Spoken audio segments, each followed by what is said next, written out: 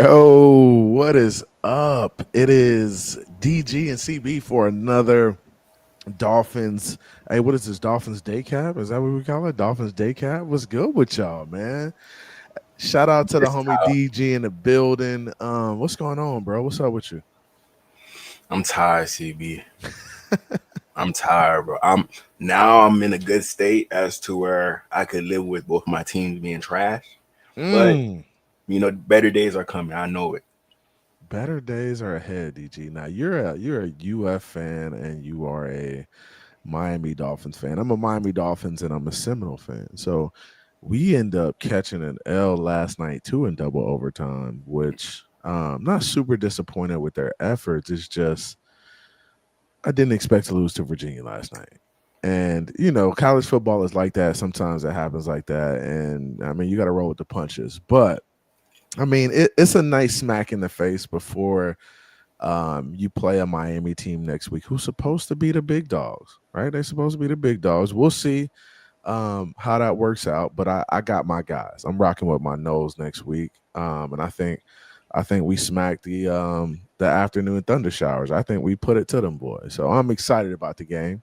Um, excited about another matchup. But man, the Miami Dolphins, DG, we have so much going on. First of all, shout out to everybody in the chat. Cliff D in here first says, how does Ross hire a head coach that can't speak? Jeez, can't speak. I So, think he's a well-spoken guy. I just don't know if he's always saying the right things, right? Um, so that's my thing. Shout out to Sean, the Bills fan, the resident Bills fan in the building. He says, DG, if it makes you feel better, my teams aren't trash. that made me feel worse. Dang, that made him feel worse. Um, shout out to everybody in the chat. Shout out to everybody pulling up. Do us a favor, punch that like button on your way in, right? Click the chat out, hit that like button. We appreciate the support. If you can donate to the channel, please support in those fashions as well. We appreciate all you guys coming through, man. We got a lot to talk about as far as the Miami Dolphins, as far as Tua Tagovailoa, Cam Newton, rivalry jerseys, college football. There's just a lot. There's a lot to touch on this week. A lot to touch on. No homo. A lot to touch on. So we will get it squared away. DG, let's kind of get into it, bro. Like, what's gonna be our first topic of discussion today? We Um, just gonna go over the Bills PFF scores real quick. okay, Talk about that. okay, But just give me your thoughts on the game before I do that. okay. So thoughts on the game now. Thoughts on the game. Damn. So where do I start? So let's start off with the beginning of the game, right? Mhm. So early on in the game, I felt the Miami Dolphins defense just couldn't get a stop. And honestly, that's where we've been all season with our team. They haven't been able to get stops, right? So they weren't able to get off the field in the first couple drives. I think the Bills end up putting up, two scores easily, right? Easy two scores, wasn't no resistance, no nothing. Um, and hold on, shout out to my boy Riggy in the building. Riggy says, "What's good, bro? What do you think about the latest rumor about trading Tula to Steelers for Patrick Surtain? Condolences for the next BTA." Okay, all right, we're gonna get to that. Dang, Riggy coming here hot today. But all right, getting back to the Bills. Let's get back to the Bills. You can take that off the screen, but Mhm. um, so you have the score two scores right away, and it just doesn't look like we're putting up much resistance, right? I feel like the offense comes out, they get into a groove a bit, they go down and score. And I feel like the offense was kind of taking what the defense gave them. I felt like Tua made some plays in the game that were solid. I think Tua got off platform. He found a way to get outside the pocket and run when he needed to. I thought he was having a really good game, right? And I'm not saying a great game, a world beater of a game, but I mean sometimes you need quarterbacks to just manage the game, move the ball along, get you points. and find a way not to turn the ball over, right? Yeah. And I felt like that's what we were doing early on in the game. And, we get late in the game, the defense starts getting stops. They start um, giving us the ball back. And, we have an opportunity late in the game to go down and score and tie the game. And Tua throws a pick, right? Um, I think there's a lot to that play, but I think Tua throwing the pick is just inexcusable, bro. Like, in those moments, you got to find a way to protect the football. If you see a guy there, or if you see a guy in that vicinity, you can't throw the football there. And I felt like he threw the ball blindly, and sometimes he does that because he's expecting guys to be in spots. But sometimes when guys are in spots, there's also defenders eyeing those guys and staring those guys down that are in those spots, and they make those plays. So my thought process is that Tua needs to do a better job of being able to analyze just not the player and where he's supposed to be, but also where defenders are and knowing when to move on to his next progression. And Mhm. I know there was a guy bearing down on him in that situation. I know, somebody had threw a terrible block, but I mean, eat the sack, or find a way to throw it out of bounds and live to go to the next play. That was a first down play. Now, do I think that should have been a call on first down? No, I think Ollie Gordon was doing a fantastic job of running the football. And I think the drive before the half was the drive that I wanted to see the Miami Dolphins implement on that last drive of the game. Like, I wanted to see them run the football, waste the clock, don't give Josh Allen an opportunity to get the ball back and go down and score a field goal. So there's a lot of context to it in regards to it, but in the synopsis, I just feel like Tua can make that play. I think Mike McDaniel needs to do a better job of calling it and the attention to detail, because I feel like even in the play, there's a lot there. There's a lot there that could have been ran differently. You could have approached it differently. I looked at the Kurt Warner breakdown, um, and there's a lot there. So, I mean, overall, I think it was a solid performance by our football team. They showed some fight, but another instance of us just not doing enough to get it done. And I feel like that's where we've been a lot versus really good football teams. We've been there before. Like, we had the opportunity to beat the Bills. They come down and kick a 60-yard field goal. So that's where I am with it, bro. Damn. You seem like you still confident. I don't know, but I just seen Wolfpack pull up. Shout out to the Wolfpack. Appreciate y'all, Mark Jones. I love you, man. Love you. Hey, crypto in here, crypto Wolfpack, Cat for Life, Wolfpack. Hey, they pulling up right now, bro. They pulling up.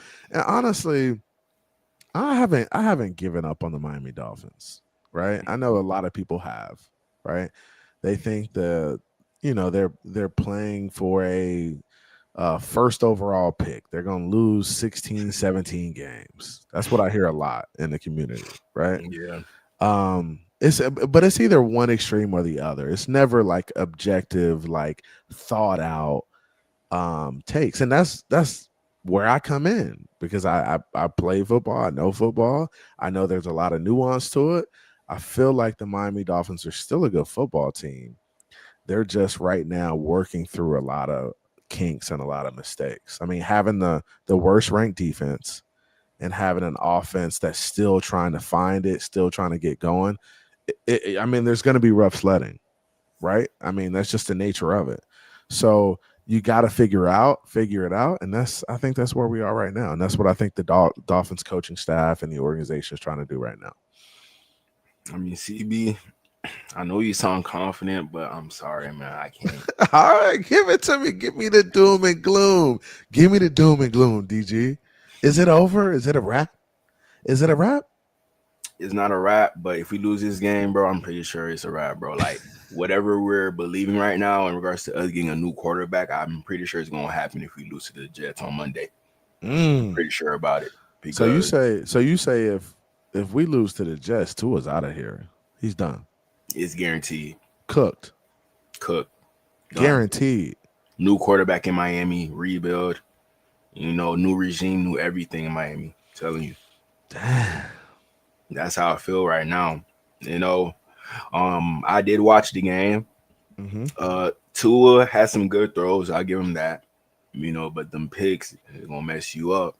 And on top of that, with Josh Allen, it just seems like when he plays, he could do whatever he wants out there. Like there's nobody stopping him unless he has a bad O line. That could be the only thing, but he doesn't have a bad O line. He has a very good O line, and if his O line is able to be our D line, we're grits regardless. We're done because we need our D line to get pressure.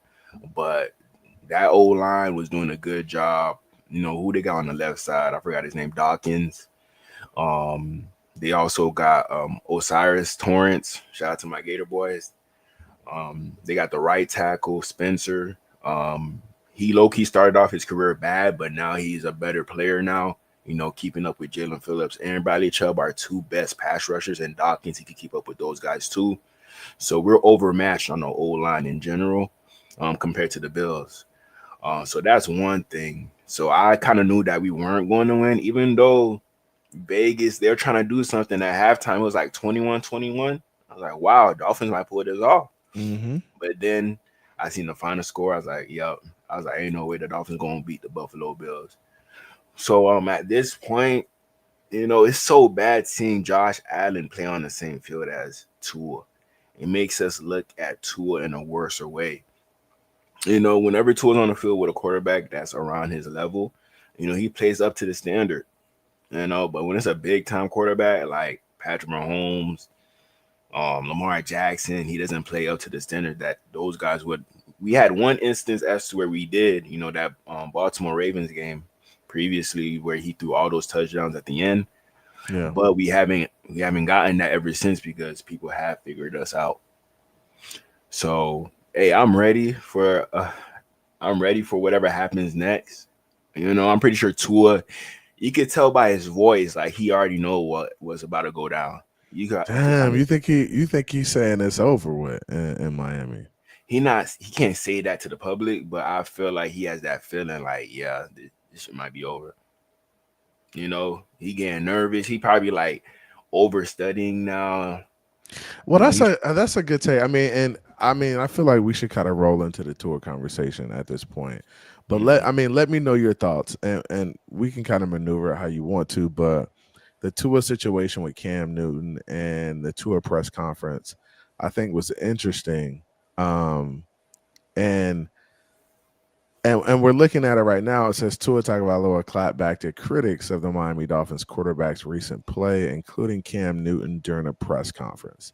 Do we have that video, or do we just have Cam's response? I have Tua's response and Cam's response.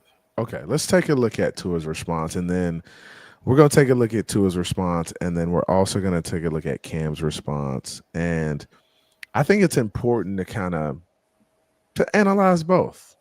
And I think honestly, this is probably what Tua needs the most.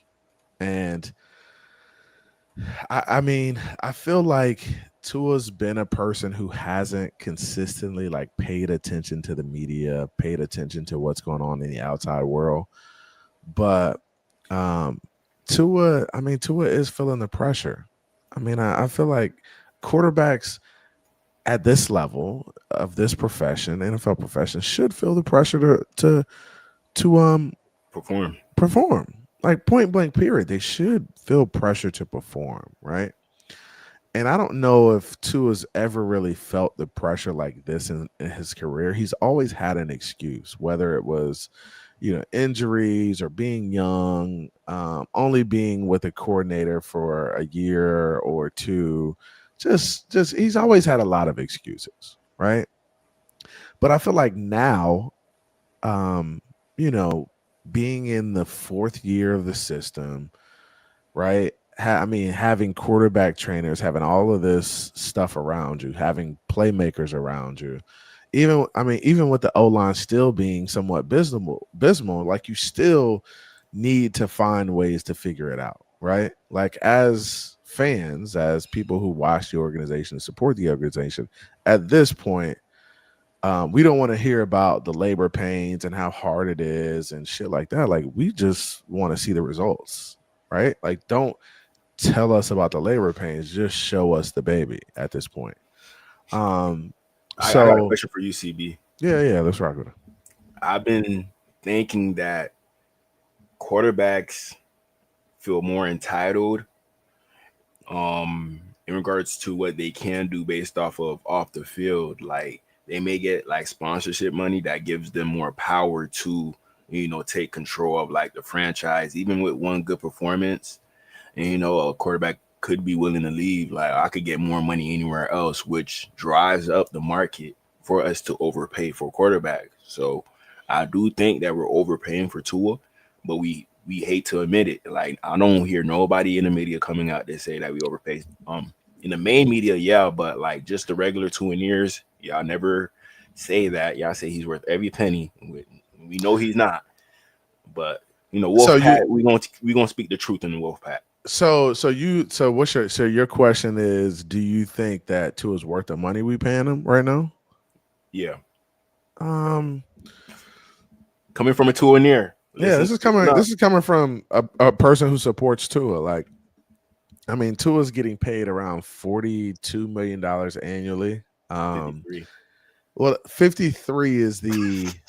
53 is the other number. That's not the guaranteed money, Okay, right? okay. So Tua's not going to make $53 million a year. If you really break down the numbers, the guaranteed money that he's going to get around $42 million a year. There's a lot of good quarterbacks making that money. There's also a lot of quarterbacks on the fringe who aren't that good that are making that type of money too, like Trevor Lawrence, like Joe Burrow. Like, some of these guys haven't been available as much, right? Mhm. But they're still making that kind of money. Now, is Tua worth that type of money? No, I don't think Tua is worth that type of money. I think Tua is worth, if Tua's getting paid 42, I think Tua's worth about 32, $33 million a year. Right? I think that's where he should be getting paid. Now, the market doesn't dictate that, right? The market dictates that Tua gets paid $40 million a year because that's what guys of his caliber have been getting paid. So I don't think he's worth that type of money. But me saying he's not worth that type of money doesn't mean shit. It doesn't mean nothing, because when it comes down to it, the market will determine what Tua gets paid. So we can say the market is the flea market, but Tua got that money based on his production of what he had done and what people thought he could be. So that's why he's getting paid that type of money. There's a lot of guys who are getting paid money right now who I don't think are worth that type of money. I don't think Jordan Love is worth that type of money. I don't think um I don't think Joe Burrow is worth that type of money because of his availability.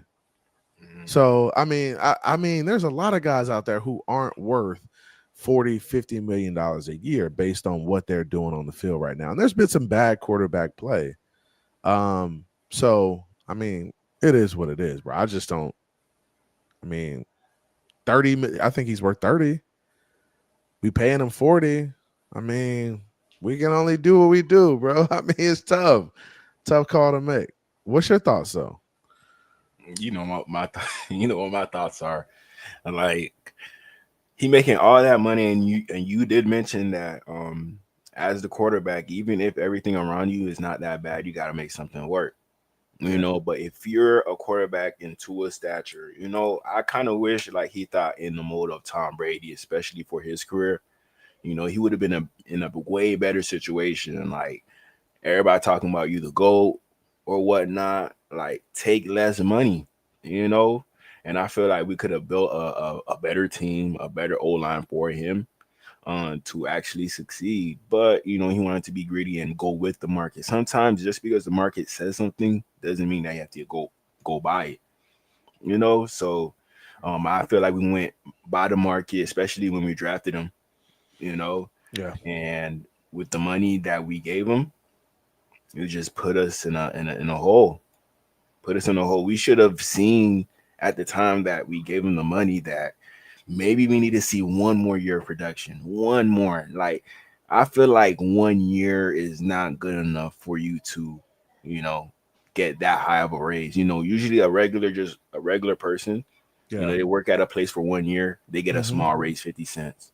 It's not like, But you come got to on. give him a contract though. It's different than somebody working at Walmart and getting a raise, bro. It's like this is you either play him on the 5th year option, or you pay him now before the price goes up, because every year the market increases, right? So this is Mhm. something that people don't take into consideration as well, is that hey, the sooner you pay these guys the better, because the caps, the money, everything is only going up. Inflation is only going up in the NFL. Now I But get what you're saying though, Mhm. because hindsight is 2020. The way he's playing right now, no, nobody would have paid Tua that type of money. Everybody would have had him play on his 5th year option. But people will come in here and be like, they'll play Monday morning GM and say, oh, we shouldn't have paid him. But at the time, paying him was the best approach, because you were going to pay him less than you would have paid him this year if he balled out. So, and there's still an opportunity for Tua to play well. Like, there's still 14 more games, right? So we don't know, and the story isn't written, but right now he's trending towards not playing his best football. but imagine CB. Imagine if he ain't signed that pen to paper. Yeah. Imagine the roster we could have built around him to put him in a better situation to actually get that type of money and be worth that type of money. But check, they could have restructured him this year. They could have done the restructure, and they could have Nah, found then we're they gonna be more no entitled to him. no We giving you signs already. There's Wolf Pack in the front office. There's Wolf right. Packers. Okay, so you saying there's Wolfpackers in the front office, so that's why they Yes, weren't inclined to do that, which yes. is fine. But if you weren't gonna if you were gonna build around him last year on the 5th year option, you still have to think about, hey, I gotta pay this dude. Like you still got to pay him the following year, and you got to pay him a big contract, because that's what We the market dictates. but we didn't have to do that. We could have took We a could have risk with moved. Daniel Well, we could Jones. have moved We could have on. took a risk with Sam Darnold. You seen what the Seahawks did? They got rid of Geno Smith, a good quarterback. He just not good enough. They went with Well, Sam Geno Darnold. They look Smith like is they about to Geno win the Super Bowl. Smith, though, bro. Like, Geno Smith is a journeyman in the league. You could compare him to Tua based on numbers.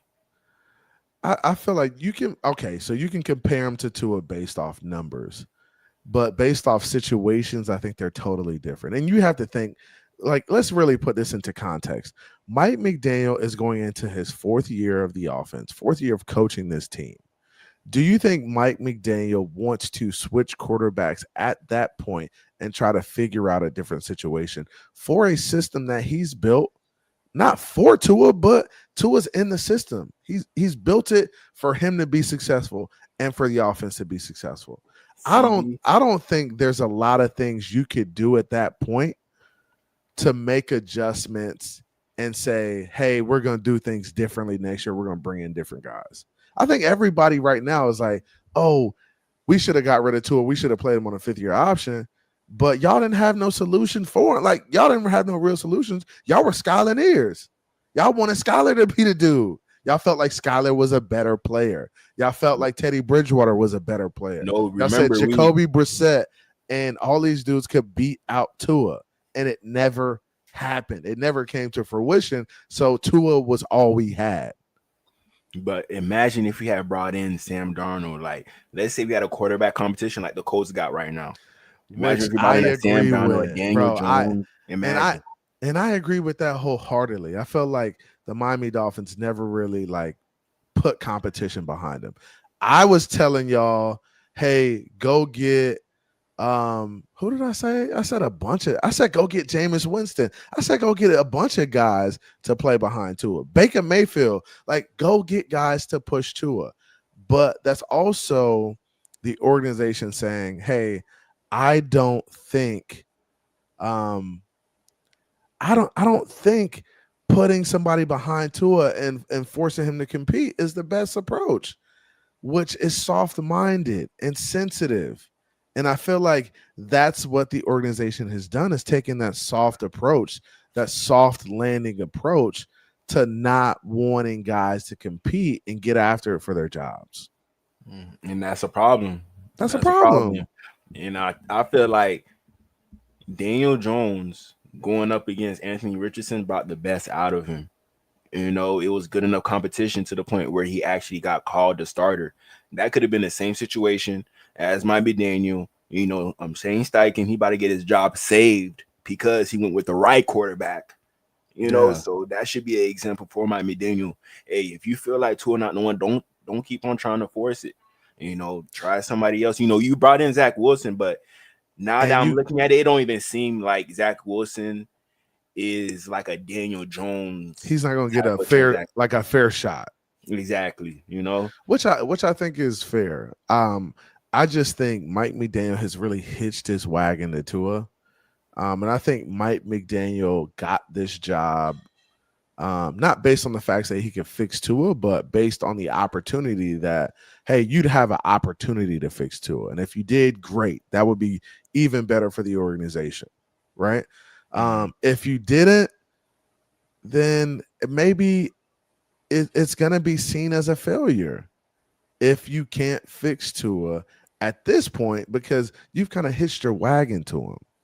So you put yourself in a very difficult position by taking a job.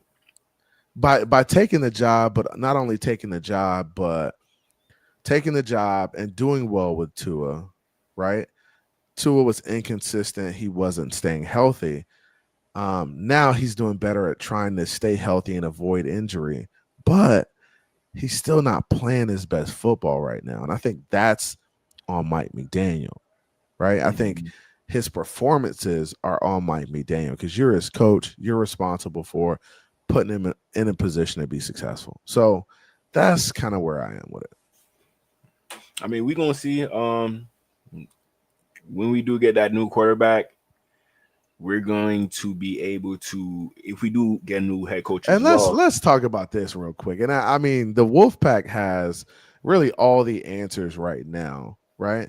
But who do you think would be the next quarterback? Like, is it going to be a young rookie? Is it going to be somebody we have on the roster like now, like Quinn Ewers or Zach Wilson? Is it going to be somebody we try to make a move for? Like, what are some of your thoughts in regards to who is the next quarterback for the Miami Dolphins? And do you think that's enough? Do you think changing the quarterback is enough for this team to be successful and win football games? I do think so. I don't think it's going to be a quarterback in the NFL. I think it's going to be a young quarterback. Now that I've watched a lot of the young quarterbacks in college football, I'm liking the Oregon guy. I'm liking him a lot. He's probably my number one right now. The Oklahoma quarterback, John Mateer, he just broke his throwing thumb. So he could fall in the draft. I think we got 2 first-round picks or 1. I think we got 1. I want to say we got 1. Yeah, I'm not too sure, but if we got 2, then we could use that second first-round draft pick on Mateer once he get healthy. It's a pretty serious injury in regards to your thumb. That's the most important thing to throw a football. So I don't know, but he could fall to us. Mendoza, he was a quarterback at California. He transferred over to Indiana, balling out. He actually was the quarterback when Miami played California last year. That gave them a run for the money. He actually played pretty well out there. So those are the 3 quarterbacks I like, and I think that the Dolphins would have a chance to get them in the first round. Like, they're first round caliber quarterbacks, in my opinion. Okay. And if you get the right coach in there, that's the good thing about starting over, rebuilding. That coach gets to pick what quarterback he wants that's going to fit the type of scheme that he will have. Miami Daniel came in and he had to adjust to what Tua was best at. Compared to a Dan Quinn who came in, got to pick Jaden Daniels. He could have picked Bo Nix as well. Either one could have been fine for him. And I think the Dolphins will be in that position with our new head coach, and we will pick that new quarterback to build everything around up. Bro, Wolfpack in here heavy, bro. Wolfpack gang on I love gang, y'all, y'all in man. here. Love y'all, Hey, man. DG said, I love y'all, man. Hey, so you think more Mateer or Mendoza should be the pick, and you're saying that the Dolphins will most likely clean house, new head coach. Do we get a new GM?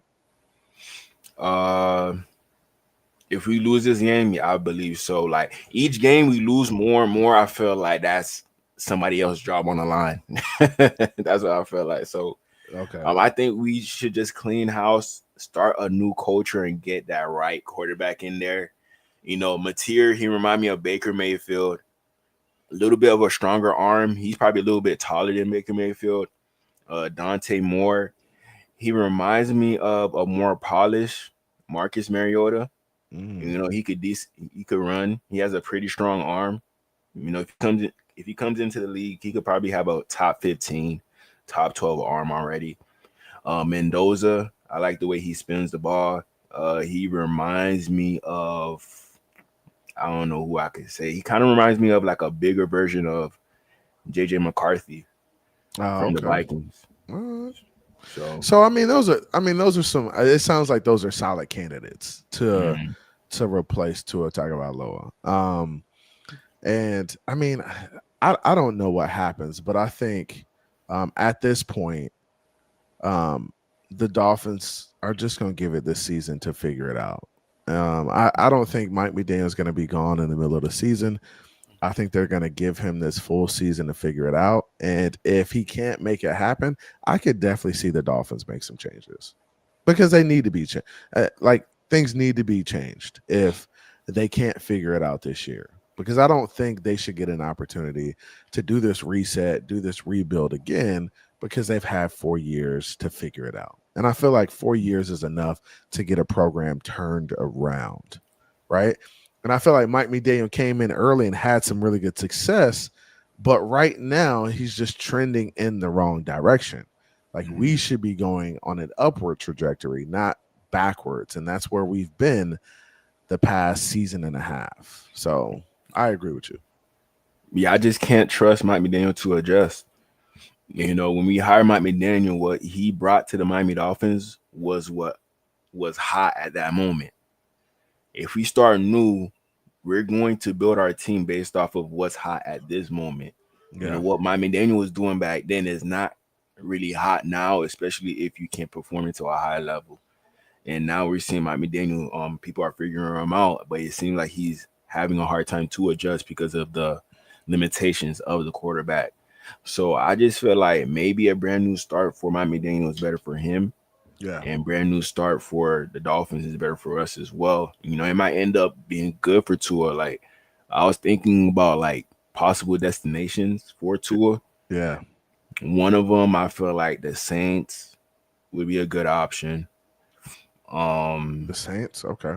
yeah, the Saints, maybe the Falcons. After Michael Penix's performance, I don't know. The Falcons might get rid of Kirk Cousins, and they be willing to bring Tua in since he throws similar to Michael Penix. If they're that invested in him, um, if Jackson Dart don't work out, maybe the Giants. Okay. Maybe the Giants, but Tua, he don't like cold teams, so I think that's out the You don't like the cold weather, huh? I yeah. mean, I think there are teams that will take a Tua Tagovailoa if the Miami Dolphins chose to move on, and I think the situation will probably end up being like a Tannehill situation where they decide that it's just, hey, it's best for both parties just to part ways. You get a fresh start, you get a new opportunity, and we get another opportunity to kind of figure out a quarterback situation. Mhm. So I can see that being the case. I'm not opposed to that. I feel like that's how the Tua situation will most likely end if it does here in Miami, for sure. Yeah, so Did you want to get into the Tua Cam Newton situation, or are we gonna move on oh past yeah, I that? could put that up right now. Okay. I just like crop it up in the regular video so it could be assembled together. It's gonna Uh, be Oh, okay, I got you. Did you need to do? You need time to do that, or you ready? You ready to rock that now? No, I already got them loaded up right here. Hold on. Okay, all right. But yeah, man, we appreciate y'all coming through, man. We've been live for about 30 minutes. We got a lot of people in here. Punch that like button. I see the homies in the chat. The Irv is in the building. Terrence Berry, Batman's Pops. Only the real survive. We got even the bots in here like CCRR and Tank for Tua and some of the other guys. So I appreciate DF. I appreciate everybody coming through. My homie Riggy was in here. Sean was in here for Bills Mafia. We appreciate y'all, man. We don't got volume right now. Yeah, hold on. Okay, let's get into it. Now I mean I watched the press conference. I think um I mean we'll talk about it after we talk about this clip. Okay. Hit the Well, volume button. Cam's doing his thing for sure. Yeah. Heard Cam Newton say it the other night. Well, anybody can play quarterback in this league. Then I mean, I want to see anybody on the streets come and play quarterback. I mean, Cam's doing his thing for sure, but you know, I think it's easier to be able to hold a clicker and talk about it that way, or talk about what someone else is doing wrong when you're not going out and having to do the same as them, right? So I think it's easy to do that. I think anybody can do that. I don't think anybody can play quarterback. Heard Cam Newton say it the other night. All right. DG, I'm gonna get your thoughts first, bro. What did you think about Tua saying this, and what are your thoughts on Tua having these feelings about playing the quarterback position and how he feels about people who criticize quarterbacks? I told y'all this already. Like Tua, he comes off as brutally honest. Like it may come off in a nice way, but it's like some stuff you just shouldn't say. It seems like he needs more work on the podium because it seems like everything Tua does goes viral. You know, especially when you're in your situation, 0-3. People not really trying to hear all that, man. Like you still criticizing people about quarterback play and you 0-3. You Yeah. know, and on top of that, Cam Newton, former MVP, you know, almost won a Super Bowl, but at least he made it to one.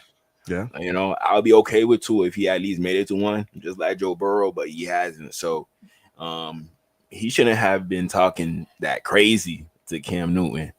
You know, now everybody coming after him. And Tua, he not a social media person, so I don't really think he care. You know, Mhm. but I know like in the background, like Tua pissed off, like damn, what everything I say goes viral. Like there's nothing I can do where somebody will take it to the extreme.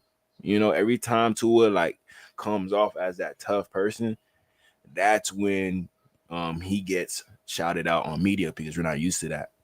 Yeah. We're not Yeah. used to that. And once we see like the fakeness in it or whatever, then that's when we call him out, this and that, yada yada. And you know, with Tua, you got Tua in there still rocking with you. But when you say stuff like this, you're decreasing the Tua in ears day by day, you know, until the wolf pack reigns supreme. And you gotta take it off, man. DG, wow.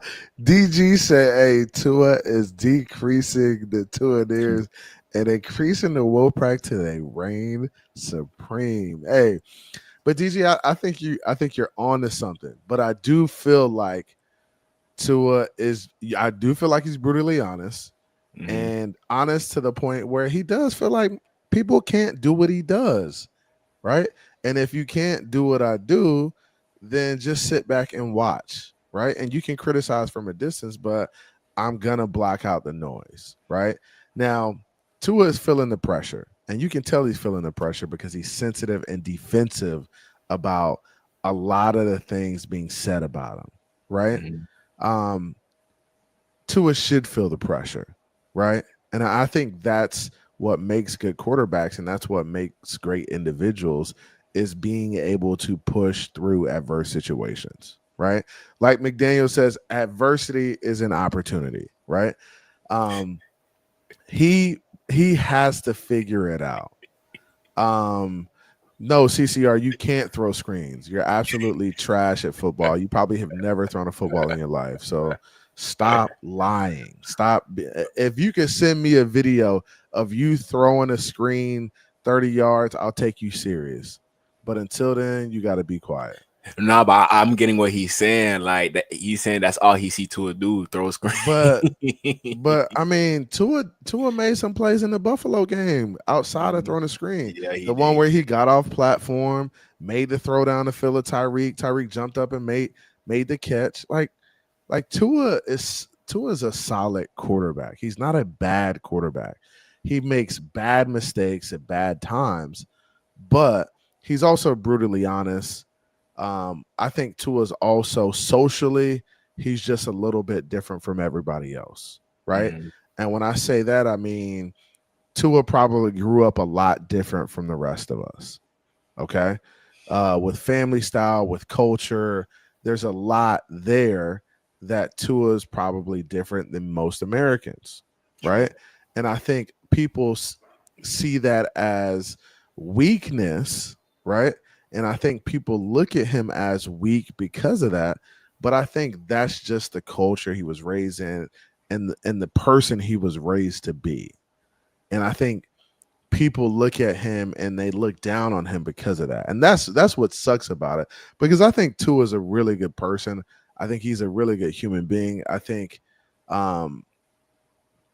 quarterback wise, he's a solid quarterback. I just think he doesn't look like the average quarterback. He doesn't act like the average quarterback. And that's why people, basically clown him. Right. And I feel like this is an opportunity right now for Tua to say, hey, people are doubting me. People are on me about my play. I've got to be better. I've got to figure it out. And that's what it is at this point. Like he's gotta figure it out. So did I like what he said? No, I didn't like what he said. I feel like Tua, bro, you can just honestly be like, hey, yeah, Cam's doing great things. Wish Cam the best, man. Like wish him the best. Like just tell him to keep watching. I'm gonna get better. I'm gonna keep doing my thing. I'm gonna keep working to get better. I feel it, but I feel like he's really kind of like playing into the game that the media is trying to play with him, right? And you can't play that game. It's a very slippery slope when you start taking shots at people or people start taking shots at you and you start responding, right? Because I mean, I remember KD being in a situation where he was responding to people, and then, bro, it doesn't stop. They will constantly take shots if you continue to give it energy.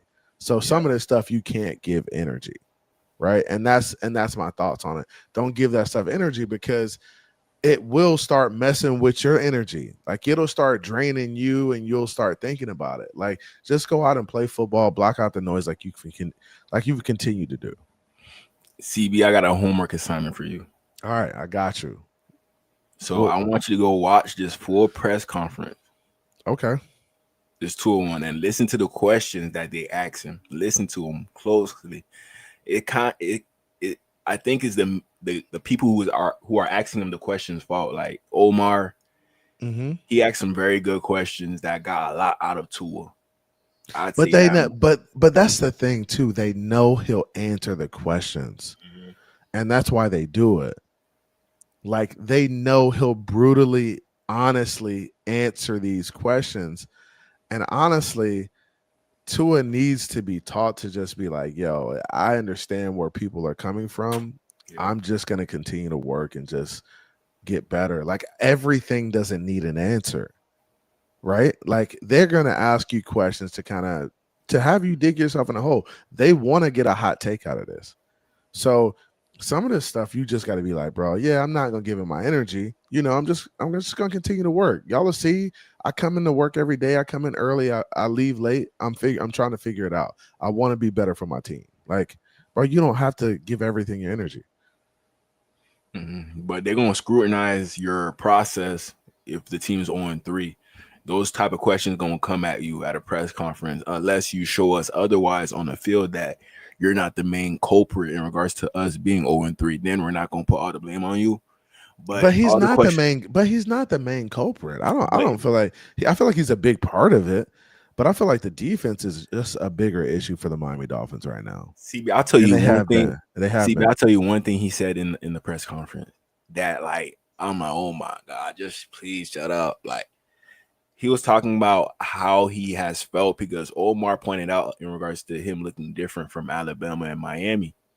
Yeah, And yeah, yeah. then Omar was like, how is your body feeling? Like, what's the difference between that time in Alabama when you were moving and this time? And he actually said that he still got some issues in his body from the injuries. He Mhm. actually admitted to that, I heard you that. know.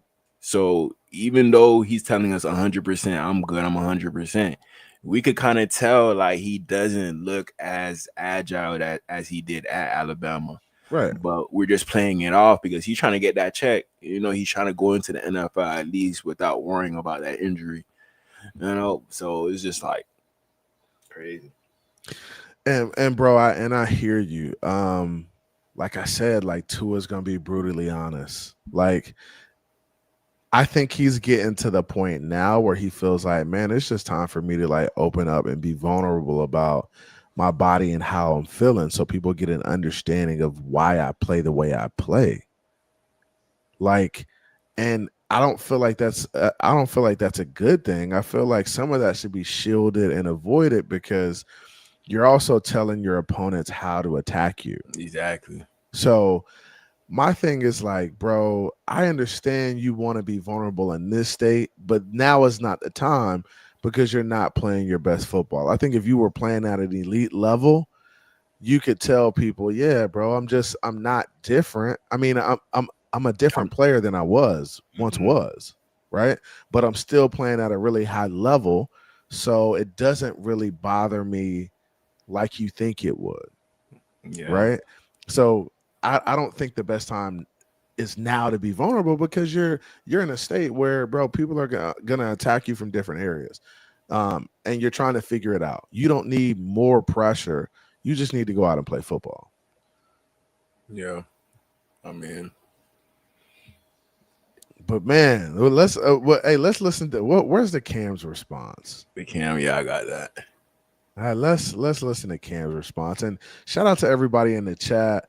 Let me know in the chat what y'all think about Tua's response to Cam Newton.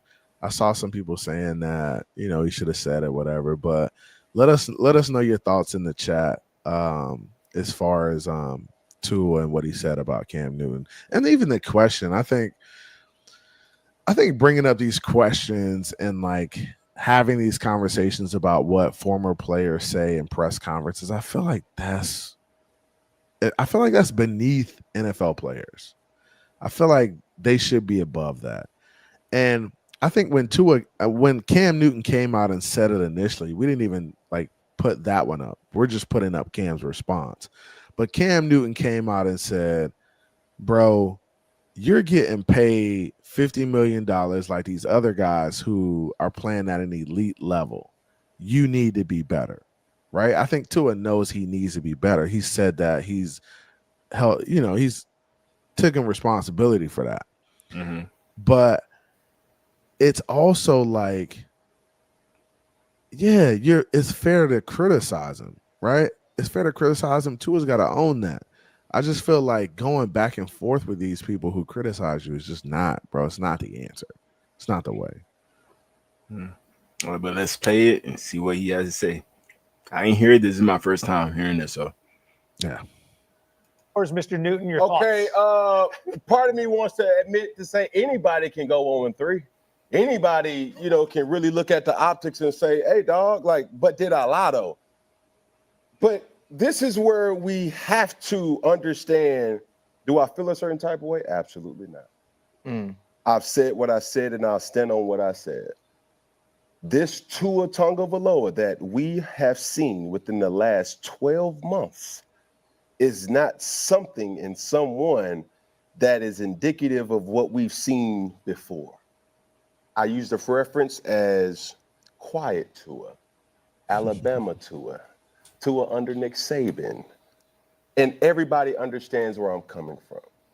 When I see the situation that has taken place in Miami, it's more Love Island drama than football. And in large part, I wouldn't say it's all on Tua, but it is a main ingredient. And quarterback is a main ingredient when you're making a team. That's like the salt and pepper when you're making food. Like that's mandatory right there. So, and I agree with you. Quarterback is a big part of quarterback team. It's a big part of team. It's a big part of culture, right? And I feel like coaching head coach has a lot to do with setting culture,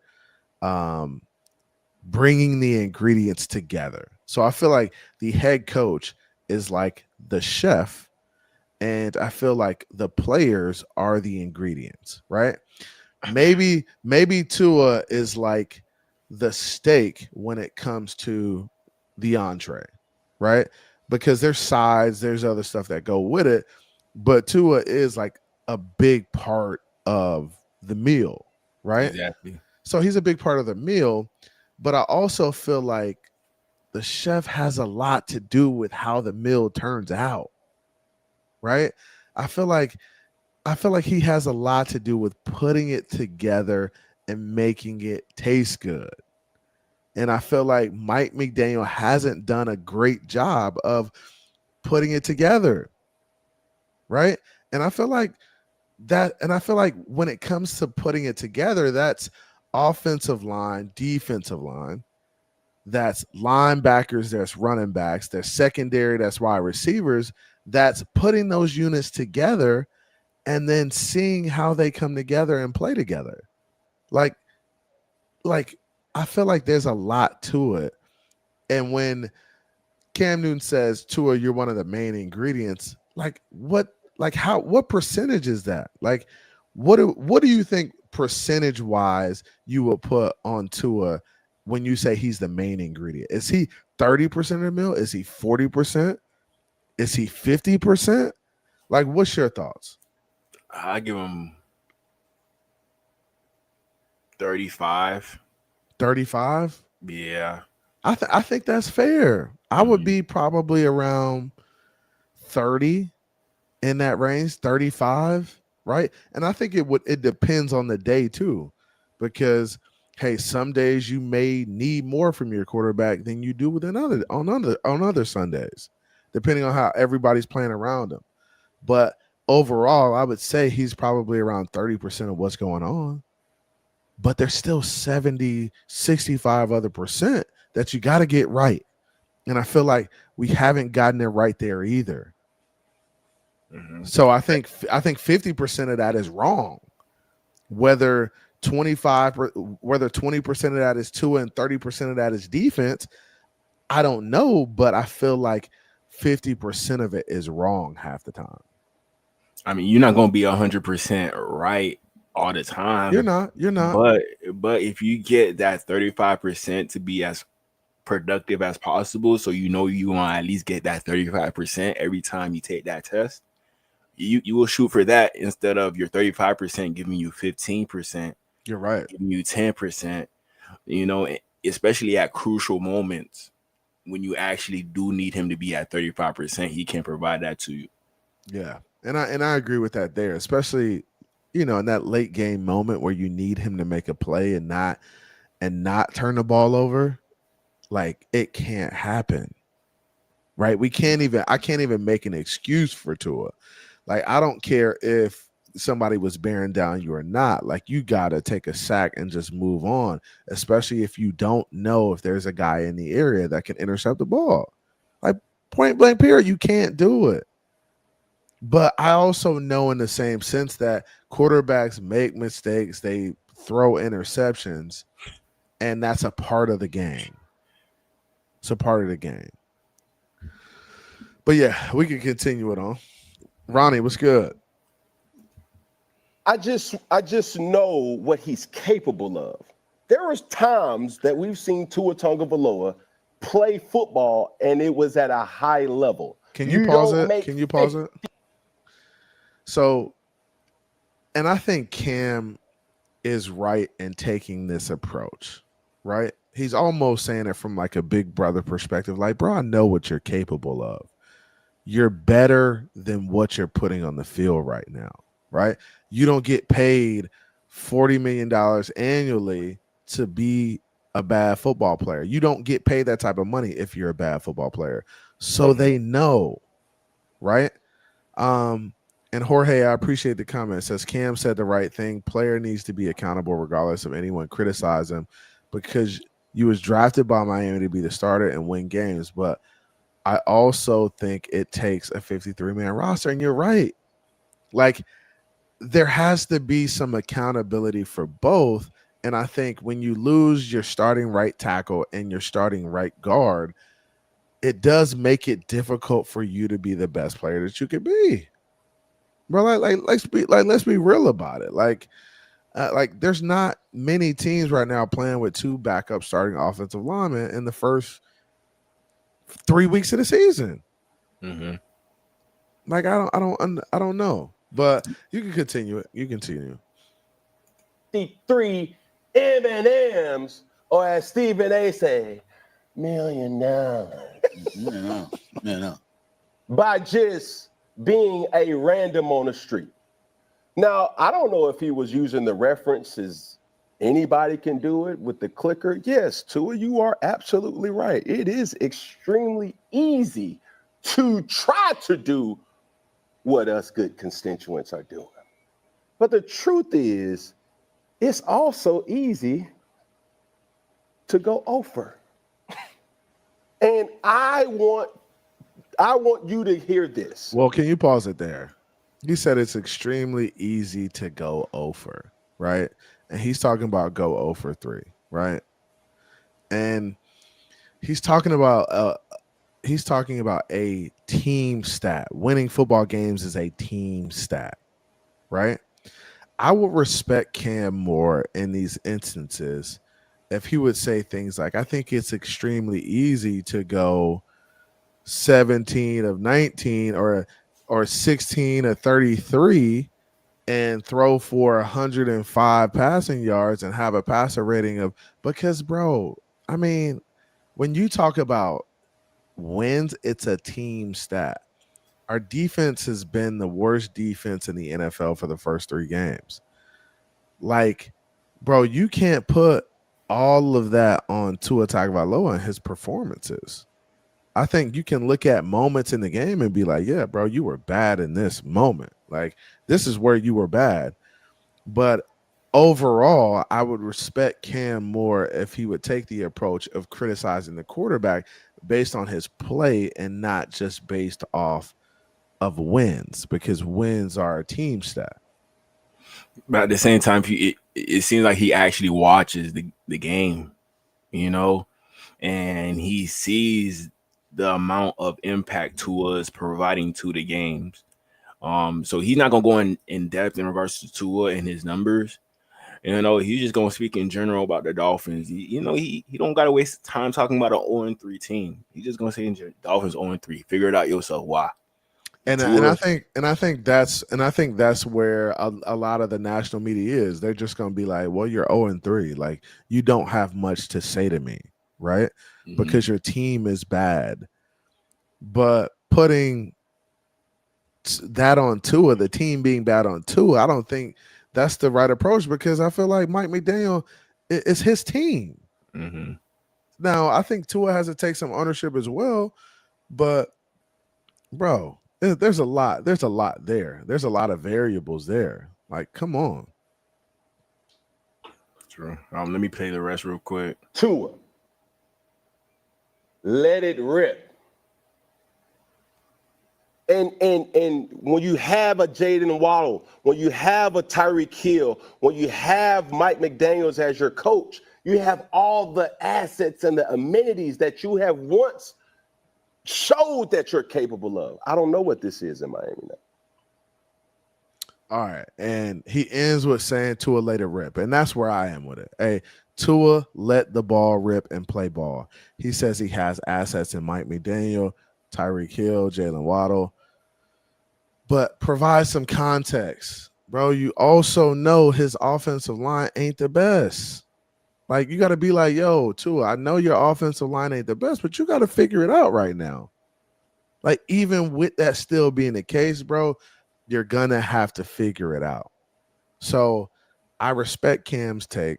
I respect how he approached the situation and how he's just saying, bro, I want you to be better. You got let it rip and play football.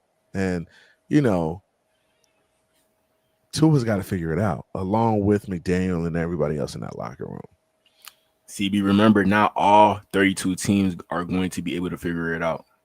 Yeah, and I agree with that too. And maybe the Miami Dolphins aren't able to figure it out. Right? Maybe that is the situation. If that's the situation, heads will roll and people won't be around. So we'll have something else to look forward to.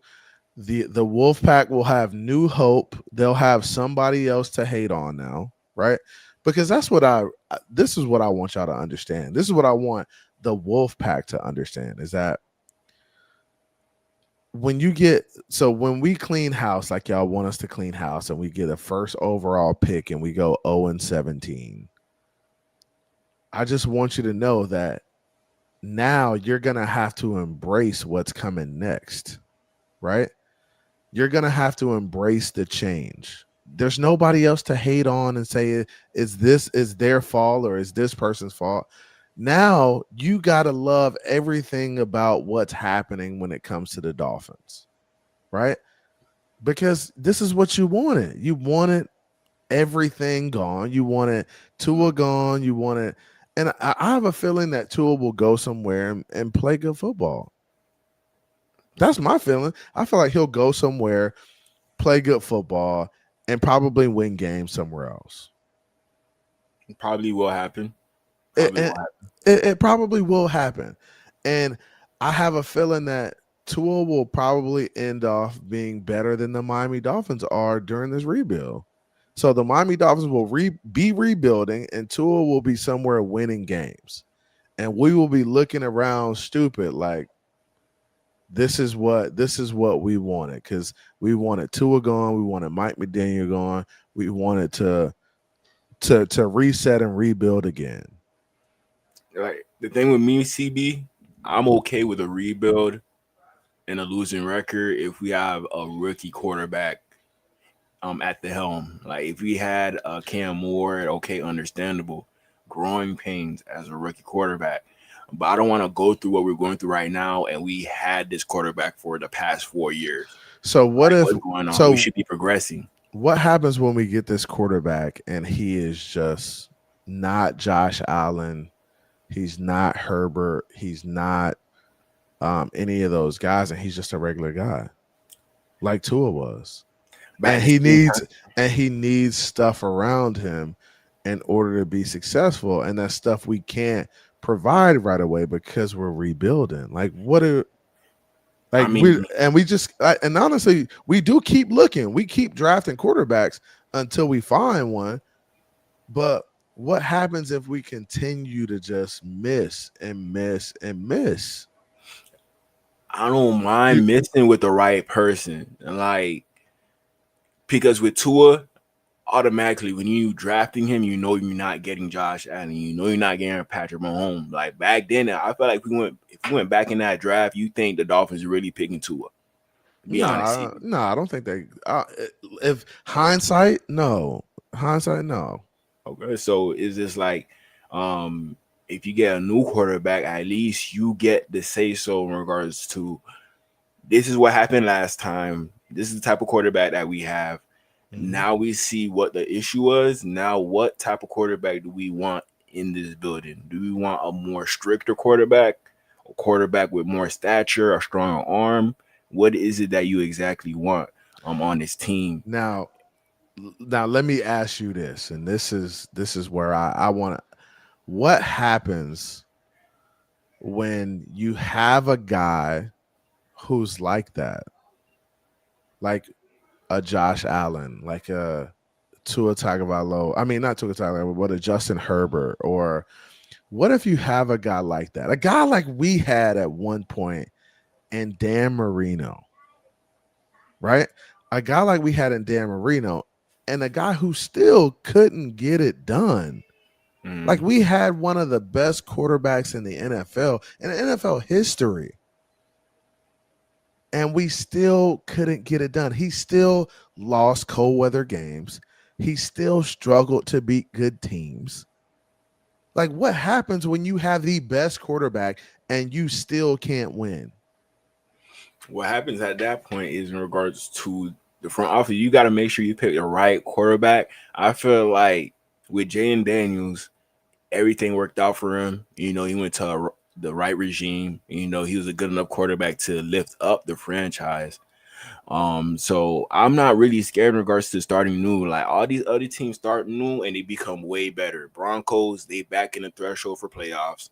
Now it don't even seem like we're making the playoffs no more. So it seems like starting young is the better route rather than staying with what you know is not going to work out. And on top of that, the type of quarterback that Tua is, there's going to be a lot of quarterbacks that come in and their intangibles will tell you that they're probably going to be a better quarterback than Tua. But we still got to see when they come to the NFL if that actually happens. But I feel like every year there's going to be like one or two quarterbacks that outdoes Tua, pushing Tua back in the rankings to be like a top 20, top 30. Then he gonna end up being a backup. Look what happened to his brother. But His brother's in the European League now. And I get what you're saying, but let's say the Miami Dolphins right now. Let's say we had a top 10 defense right now. Do you think we're 0-3? No. What do you think our record is if we had a top 10 defense right now? First of all, if we had a top 10 defense, I know Tua would have took less money. I know this has nothing to do with money, no, DG. Yeah, it do. It doesn't. Honestly, I'm asking you a question, and I'm telling you it has nothing to do with money. Let me tell you why. No, because if we had I'm asking you a question. If we had a top 10 defense with this defense right now, Weaver's defense, what would our record be? Would we be 0-3? What would our record be? Like 2-2. 2-1, you mean? Oh, 2-1, yeah. Okay, so you think if we had a top 10 defense right now, we'd be 2-1. Okay. Now, going into this season, did you think our defense would be the worst defense in the NFL? Close to like through the first 3 games? 15-20. Yeah. So you say you thought they would be between 15 and 20. Yeah, that's and they're nowhere near that. They're like 30. Correct. So do you think the defense has some onus in this situation when it comes to winning football games? Because I think people will get on here and chastise Tua all day, but they won't look at the other side of the ball. No turnovers, not getting stops. Mm-hmm. Like, how can you win football games with a defense in the bottom three units in the NFL? But you can't. We tried to invest in the group, but we didn't have enough money to get a top tier cornerback. We went cheap with our linebackers. You know, I love our linebackers, but we went cheap with them just so we could keep people on the roster. So you think they're trash because they don't get paid a lot of money? I'm just saying that we could have got better people if we had more money in our cap rather than us paying that all to our quarterback. That's DG, if we had a top 15 defense right now, what do you think our record would be? Top 15? Yeah. I said top 10 before. If we were in the top 15, if we were 15 like you, so you think we 1-2 right now? Yeah. Do you think there's good NFL football teams that are 1-2 right now? Yeah. Okay. So you think we could still be a good football team at 1-2 with a top 15 defense? Yeah, like based off like how the losers look like and how the win look like against what opponents, like you could judge it based off of that in general. But I'm just saying, let's say if we had the personnel to compete with these other teams, but that will cost more money, which we don't have. You know, just because we offer somebody something don't mean that they're gonna get more from another team. And on top of that, we gotta be able to lure in the free agents with what we have in the building already. With our culture, we're gonna have to cough up a little bit more money for people to come into our team because everything that they hear about the Miami Dolphins being a soft organization. And look, Jalen Ramsey left because he didn't believe that the team could make it anywhere.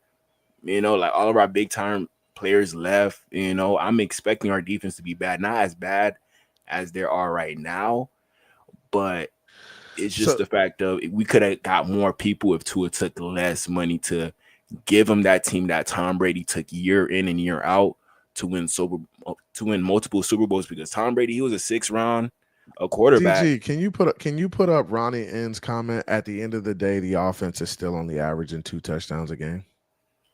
Okay. Where is that? It's down at the bottom. It says it's like the 4th comment up. It's close. Okay. Yeah. So it says at the end of the day, the offense is still only averaging 2 touchdowns a game. And even if you have a top 10 defense, it still won't be enough. Okay. Now, this is what you got to understand about defense.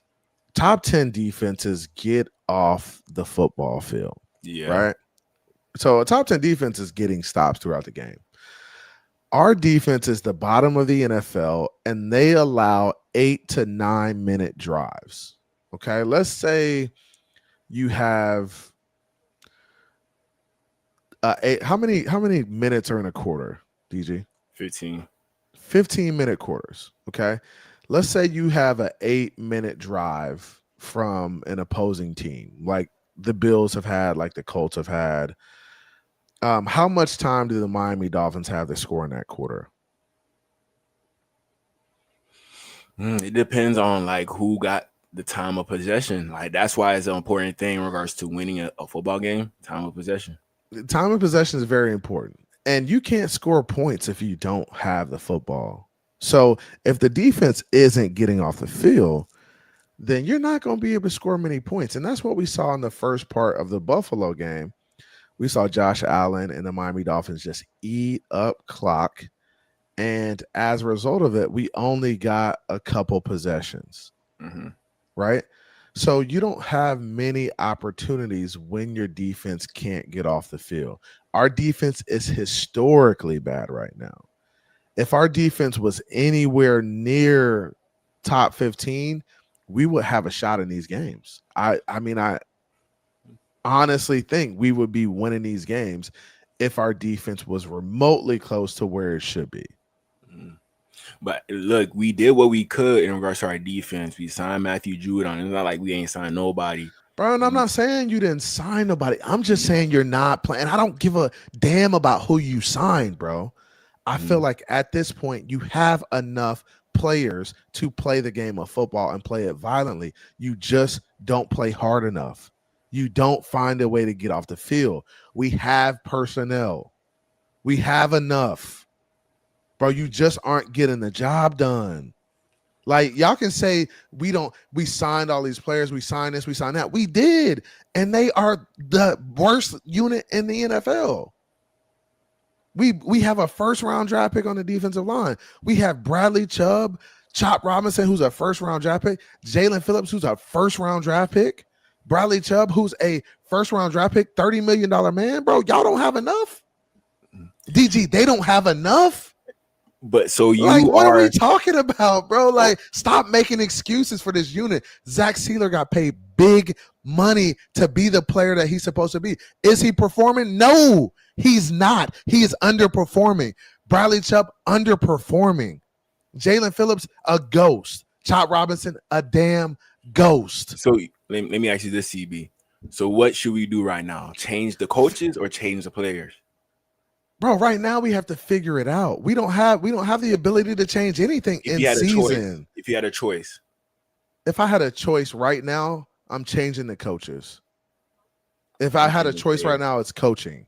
Because it's a lot harder for me to change all these players and to revamp everything. It's much easier for me to bring in new coaches and say, hey, y'all better figure this out. You getting paid, figure it out. Like, even with the Brian Flores situation, bro, you get paid to coach. You don't get paid to pick players. Flores should have coached up who he had, and he would have been a lot more successful. Bro, you said you could win with anybody. You the coach. You the head honcho. Get it done. Get it done. I wish it worked like that. And bro, but it does work like that, DG. I don't think so. Coaches get paid to coach, dog. But GMs get paid to bring in players. It worked. But I can't bring in Bill Belichick and expect him to do what he did with Tom Brady with whatever I got on the team. I can't do that. Like Bro, I understand that too. But I also understand you're there to create a culture. You're there to coach up who you have. You have to figure it out. These are all NFL players. They all got paid based on what the market dictated. If the market dictates these guys are these type of players, then, bro, that's what they put on film. You got to get that out of them. Bro, let's be real. I don't know, man. Like, this all traced back to one person, but it all traced back to Tua. Yeah, that's what y'all saying. It all goes back to Tua Tagovailoa. It has nothing to do with the defense. It has nothing to do with personnel. It has everything to do with Tua Tagovailoa, bro. That money. Nothing to do with play calling. Nothing to do with scheme and situational awareness. Nothing to do with that. Like it's all Tua Tagovailoa. That's just that's just a casual. This is the casual nature that we're in as NFL fans. Okay, NFL fans will put on the film and they'll say they don't put on film. They'll watch the game and say, "Oh, this is the quarterback's fault," right? But there's a lot more to it than that. And there's always a lot more to it than that. Now, if Tua was going out there and throwing 3 interceptions in the game and fumbling the ball, bro, it's clearly your fault. You gave away the game. Tua isn't giving away games. Tua is making mistakes late in games that cause us to lose the game. But, man, if we were getting stops early in games and scoring points early in games, we wouldn't even be coming to those situations. But that's we wouldn't even be putting ourselves in a position to lose a game late or to not win a game late. Like, and that's the crazy thing about it is people will say that one play lost us the game. That one play was a big part. The interception in Buffalo was a big part of us losing the game, but the game was lost well before that. There were plenty opportunities in the game to win the game. We just didn't capitalize and make the plays we needed to make defensively and offensively. And that's where players come into play. Like, let's say if you had a different player in that moment, maybe a better outcome would have happened. I understand. Maybe he messes up earlier in the game that puts you in a position where you can't get that opportunity. But that's what we're going through right now with what we got. So we might as well just, give the coaches what they actually want. I'd rather bring in a coach, let him pick the players that he wants to put in the room and hold him more accountable because he chose those players, not just bring them in, telling him to fix this player and expect them to go above and beyond. That's pretty much what we did with Mike McDaniel. I'd rather Mike McDaniel come in with his own quarterback.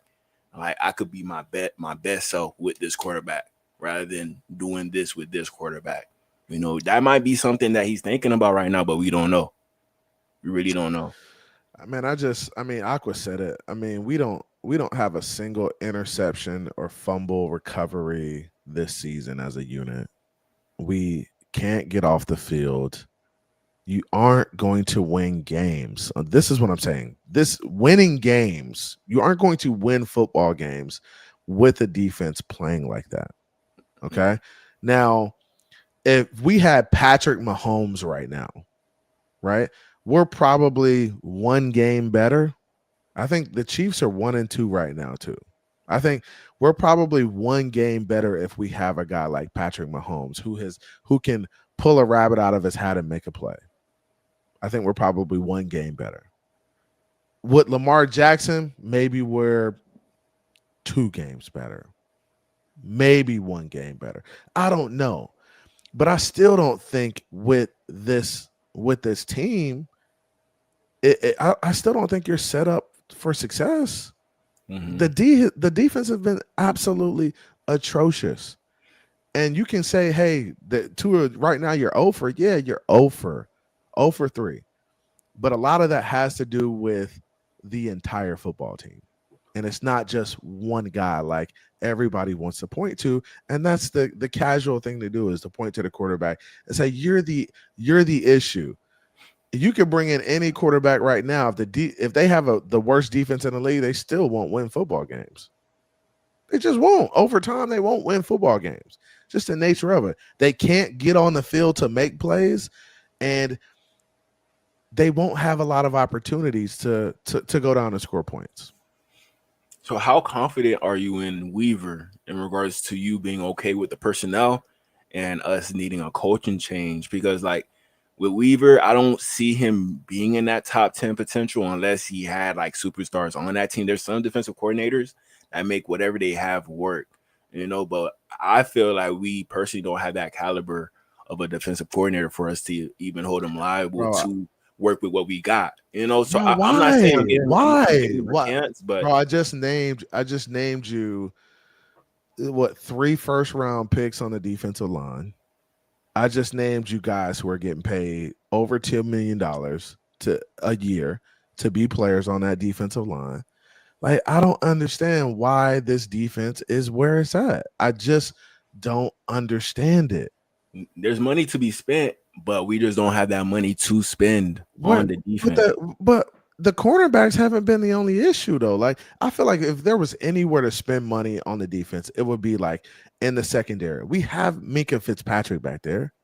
We have Ashton Davis, who's capable. We have guys, Rasul Douglas, he's played meaningful reps in the NFL. I mean, CB, those guys are backups on Super Bowl caliber teams. They're backups. Let's be real. Is this a Super Bowl caliber team? Not in my opinion. Okay, which is fair. But I feel like these dudes would also go to other teams and be starters. Like the ones that are not Super Bowl caliber teams, like, oh yeah, of course, like they don't have the personnel, but the Eagles, their backups could be starters here in Miami. And once you got a team like that, just know your Super Bowl aspirations are done. Then you're a playoff hopeful team because you're gonna get beat by those good teams. But it don't even seem like we're at that point right now. I just feel like the coaching is the bigger issue.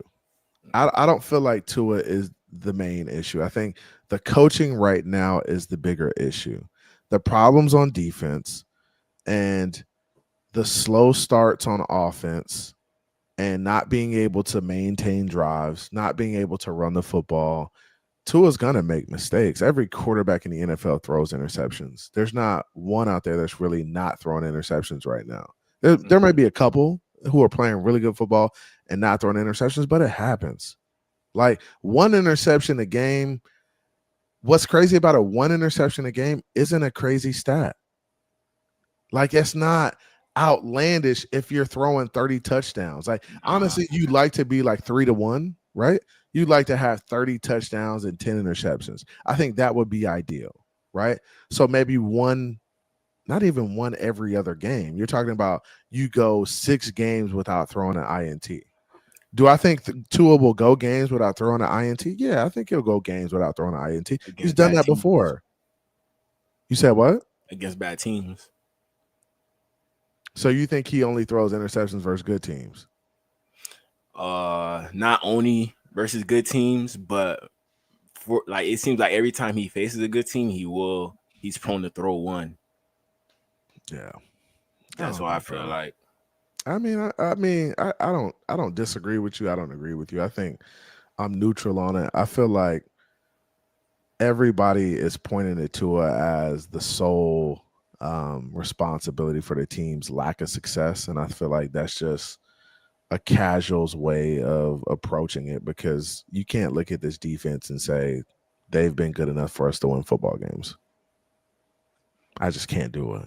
Because I watch the game and I watch the way they get blown off the football, and I watch the way that Cook just and the Buffalo Bills stopped running the ball. Like they just said, "Oh, we're just gonna try to hand this game over to you. We're gonna stop running the ball." Cook was getting 8, 9, 10 yards a carry at one point, bro. Just taking what he wanted.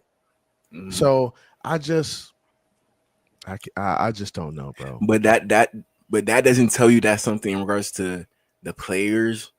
I love the players. I'm not trying to like bash the players, nothing like that. But it just shows me like we're due for a rebuild. Every year a team is gonna be bad. CB, like every year a team gonna have a top 5 pick. Based off like early standings, based off history, teams that start 0-3 are more likely to have that top 5, top 10 pick.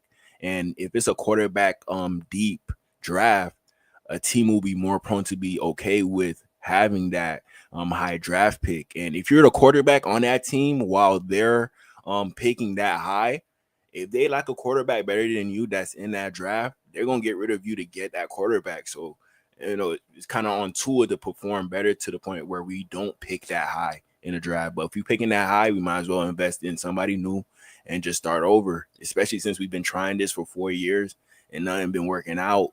I understand what you're saying, an interception a game, but there's Lamar Jackson. I don't even think he threw an interception yet this whole year. Like that should be your standard right there, not just one interception, one game. That should be your standard, and that's how I know you're on the right path to at least get my team to the Super Bowl.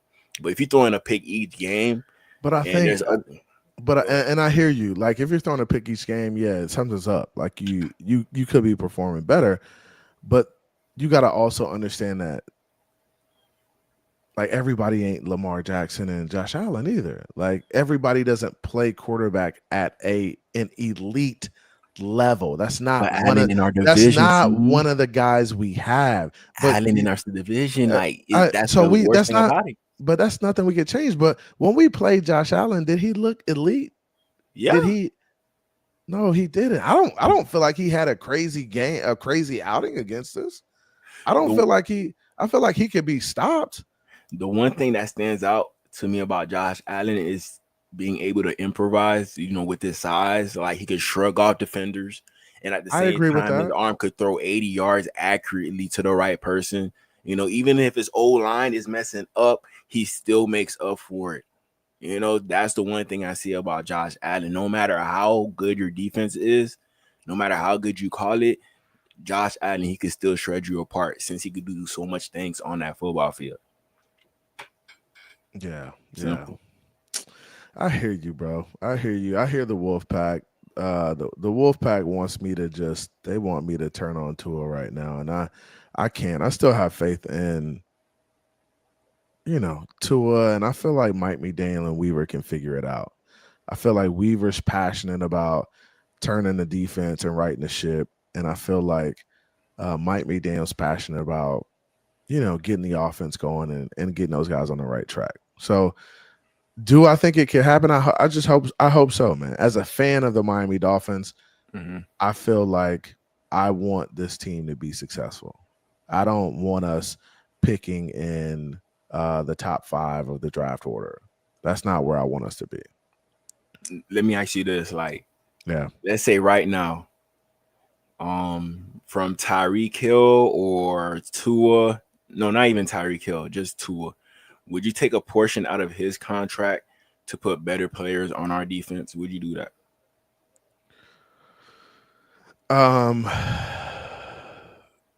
You said should we take money from Tyreek Hill to get better players? Not Tyreek Hill, from Tua's contract. Would you be interested in that? Let's say restructuring and paying him down, kicking the can down the road and paying him down the road to get better players. Not even restructuring him. Oh, okay. Let's say he played on that 5th-year option, and we got the choice to allocate our money to whatever we needed exactly on the team. If you were gonna build the offensive line and have some solid depth behind, I'd be willing to do that for sure. That's all I'm trying to say, to be honest. Yeah. I feel like that's fair. And look what George said. I believe we should have 3 years to prove themselves. Injury is a part of the game. Yeah. But I wanted to show you this, CB, before we get off this topic.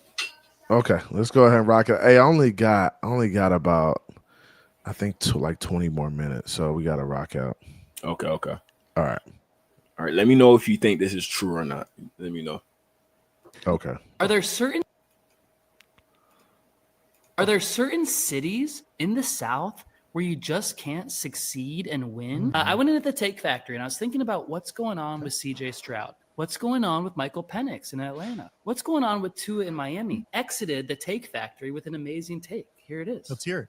Oh, yeah. Let's go. Are there certain cities in the South where you just can't succeed and win? Houston, Miami, Atlanta. What do they have in common, Mike? They have this rare combination of nightlife, good weather. They're all spread out cities. People live 50 minutes, an hour away from these stadiums. Very little sports history, so it's not passed down through generations. These three quarterbacks, Stroud, Penix, Tua, Texans, Falcons, Dolphins, they're all regressing.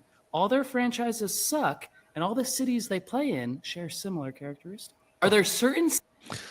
I mean, I think it's tough on. First of all, I think it's tough on Southern teams to go play in cold weather environments. I think their teams struggle playing in cold weather environments. If you're playing in a dome and you're playing in hot weather, when you go play Pittsburgh in the snow, or when you go play the Jets in the cold, or when you go play Buffalo in their weather, you're gonna struggle. And I think that's what I see happening the most, is that these teams struggle to go play in those type of environments. So I mean, I agree with him to some extent, but it's not in regards to that. Specifically just the South. I do think weather has a lot to do with it. But DG, give me 1 second. I gotta go walk my wife out real quick. I'll be right back. Okay. All right, bet. But yeah, my opinion on this, he's right to a certain extent, just like CB said. I do feel like the nightlife may have an effect whenever we do bring a quarterback down here to the South, Miami, Atlanta, Texas, maybe with CJ Stroud. You can't really say Jacksonville unless you consider that a big time city. So I kind of agree, but I think like these teams are capable of winning with the right quarterback. Like, I don't think it should be a big issue, just as long as the quarterback is focused on what the goal at task is, then they should be okay. But if they come into Atlanta, if they come into Houston, you already know Houston is a crazy place, and Miami as well. You know, anything can happen at any moment at those places. That could change an athlete's life forever. You know, end up getting a baby mama at Houston, or, you know, getting into a fight, going to jail in Miami. It could happen. It could happen. I mean, y'all let me know in the comments what y'all feel about that. I think we could blame this on the Dolphins. Maybe not, but I feel like good days are coming with the right regime, the right roster. Everything gonna be okay. Everything gonna be okay. See you come back. I'm back. Okay. CB's back. But yeah, I was just talking about how I felt about the topic. What'd you say? I said that on the nightlife could definitely affect NFL players. Like, you could be sitting at home in Miami and there could be a party right downstairs and there will be a lot of distractions. I'll say that. You know, you go to Houston, you end up getting a baby mama. But what's crazy is these quarterbacks that we have, the Penixes, the Strouds, the Tuas, they aren't nightlife guys, I don't think. Like, I feel like they're guys. No, don't say that about Tua. We seen what Tua did during the offseason. Bro, stop playing, bro. Tua's a family guy, bro. Like, right. Tua's not going out and partying and having a good time. Like, I feel like these are all guys who like are indoor guys. They rather be inside chilling, hanging out with their family than going out. Now, the team and the rest of the guys, that may be a different story. Like, for sure. I think team-wise, these guys are going out and partying. I think there's other guys on the team who are doing that, especially in Miami. But I don't see the quarterbacks doing that. So to say the quarterbacks in these teams, I think the teams in these cities struggle because of the nightlife and also struggle because they got to go on the road and play in difficult environments that they aren't used to playing in. That's just my thoughts. Reasonable. Casual take. Yep. Let the bots tell it. Let the bots tell it. It's all casual. It's all casual. Let me see what we got next. Wait. Go back to this.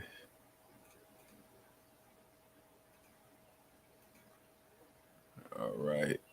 You want to talk about Tua Stroud? Oh yeah, we can talk about that. Okay, then after that we'll do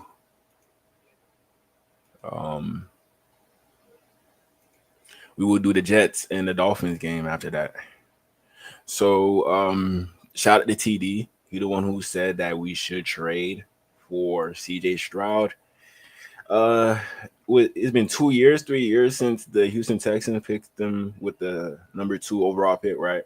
You got that certified barber in the way. I can't see it. Okay. Yeah, you good. Yeah, but it's been like 2 years since CJ Stroud been in the NFL. 2 or 3 years. Yeah. It's been what 3? I think it's been 2 years. 2 years. Because is he facing his sophomore slump right now? Is that what we're considering this? Yeah. Or no. He's been in 3 years. 3 He's been in years, 3 years. Because you have Jaden Daniels. How is Jaden Daniels playing right now? He's been hurt, so we can't really judge him right now. Like I don't think he played last game or the last 2 games. But he played okay when he played. He played okay. Yeah. So I mean, I think CJ Stroud is. I mean, I don't know if I would trade Tua for CJ Stroud. I just don't know. I don't think. See, people make these quarterbacks out to be really good when they see him the first time around, like when they see him in their rookie season. Mm-hmm. But I don't. I look at the context, like what's the run game like? Like who's really carrying this football team? And I look at some of these games and I realize that, bro, without that running game, that quarterback really ain't the same dude. And I look at a guy like CJ Stroud who went in the playoffs and won a playoff game, but I saw the run game like literally do a lot for him, open up a lot for him. And I don't think these guys are that much better than what we currently have. That's just my thoughts. I don't think CJ Stroud is that much better than Tua Tagovailoa. I think if you put CJ Stroud in this system with this offensive line and this defense, we would still be losing games. Like, I mean, bro, I don't know what to say. I think CJ Stroud has better vision than Tua. The times that Tua couldn't see Tyreek Hill, CJ Stroud would see Tyreek Hill. But at the same time, I wouldn't be willing to trade for CJ Stroud at this moment, especially since he's only on year 2. I'd rather go with a young quarterback. That's he's a little young, bit taller. Bro, he's young. I mean, a younger quarterback than him. Okay. He playing like he a vet right now. Like, he been through his years. I don't know if he is going to bounce back from whatever he's going through. To be honest, I don't think the Texans got a bad O-line based off names. It's pretty decent. Yeah. They got Larry Tunsil over there. They got players. They got players and they got a good defense to play behind. Like, oh no, they don't have Larry. They don't have Larry Tunsil. Isn't he with Washington now? Yeah, he with the Commanders. Oh yeah, that's right. So yeah, they lost. They did lose some guys, but I mean, is Tank Dell still hurt? He still got Nico Collins, right? Still hurt, but they're relying on 2 rookie receivers right now to step up after Nico Collins, and they traded away John Mechie as well to the Eagles. Yeah. So it's kind of like me personally. I'd rather not trade for CJ Stroud and just get a rookie in the draft since they look that good to me based off what I've seen on tape already. So maybe you gotta watch the quarterbacks. You let me know next week. I'm gonna watch, and I'm gonna watch some of these quarterbacks like the Oregon guy, the Moore, Mhm. and the guy out of Oklahoma. I'm gonna watch him and see what I think. I just don't know if, bro. I just feel like drafting these guys, we're gonna have to. We got to take our lumps, and we shouldn't focus on winning football games if we decide to go with the rookie quarterback. I think the best rookie quarterbacks are the ones who sit and have some time to kind of learn and process information. I think you see a guy like Trevor Lawrence struggle because he was just forced in there too early, and now he's trying to figure it out on the run. Like I feel like there's a lot of guys like that in the NFL, and I feel like these guys, as they go from system to system, will get better too, because you'll have stories like Baker Mayfield, who was thrown out to the trash, who can figure it out, right? Because hey, I've been through different experiences, and I think Tua probably needs some different experiences, and I think that'll make him a better quarterback, and he'll be able to help a team at some point and like really be an asset. Yeah, it's just And especially if you don't have the patience to wait and develop them. Like, got to do what you got to do. And if there's somebody in the woodworks that makes you be impatient with your quarterback, then what you think an NFL franchise gonna do? Like, let's say we had Tua this year, but we had another Patrick Mahomes coming out. What you think the Dolphins doing? Like, they'll be okay with, like, okay, if Tua don't work out this year, at least we got a top pick. We cooling, we chilling. So yeah, I'm with you, bro. But yeah, I'm gonna show you a video of Diana Rossini talking about CJ Stroud and what's going on over there. Let's check this out. Remove.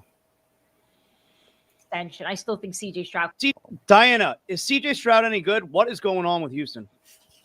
It's a good question. I'm writing about it this week. CJ Stroud is really good. I think they are still trying to figure themselves out on offense. They have a new play caller. They have a different looking offensive line. I still think they're working some kinks out. So he's still good. I'm not on this. I'm not in the camp of he's ruining his opportunity here to get some mega extension. I still think CJ Stroud can play. I just think there's still a lot of work to be done, and there's some things going on behind the scenes that I think we're going to find out about soon. I want to go back to Diana. Is CJ Stroud any good? I mean, I think she makes valid points. I think working through kinks is a lot of what NFLs do. A lot of what NFL teams do early in the season. Like, I think they are still working through having new coordinators, having new play callers, having new players, right? And that's where I do give Weaver, I give Weaver a little bit of leeway there. You do have a lot of new things, right? You have new defensive linemen that are coming back into the system. Chubb hasn't played in a long time. Phillips hasn't played in a long time. You have Grant, who's a rookie. You have Sealer, who's been there. You have two linebackers who've been there a little bit. And then the secondary is kind of all new. So a lot of these guys are playing together for the first time this season in the first 3 games. And this is why I even said this a couple of shows ago, like, preseason is important because it's an opportunity for your guys to get some run before the season actually starts. Use preseason to your advantage if you have guys who haven't been around.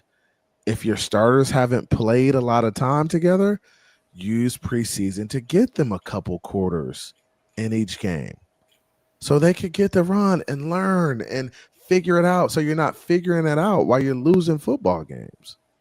So that's kind of my thing. It's like, bro, y'all gotta take advantage of what you have.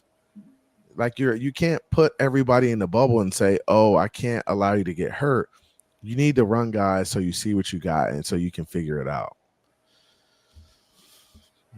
I mean, me personally, I'm sorry about CJ Stroud. We seen what happened with Deshaun Watson. It's like, I don't know what's going on with the Texans, man. It seems like they got something going on over there. That's why the last video I told you about the Texans, Atlanta, like they could never keep a stable quarterback. Atlanta hasn't been stable ever since Matt Ryan.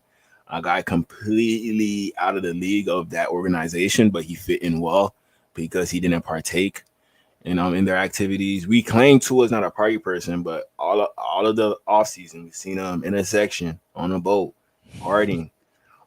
So you could claim that if you want to, but I see otherwise. What's the other city?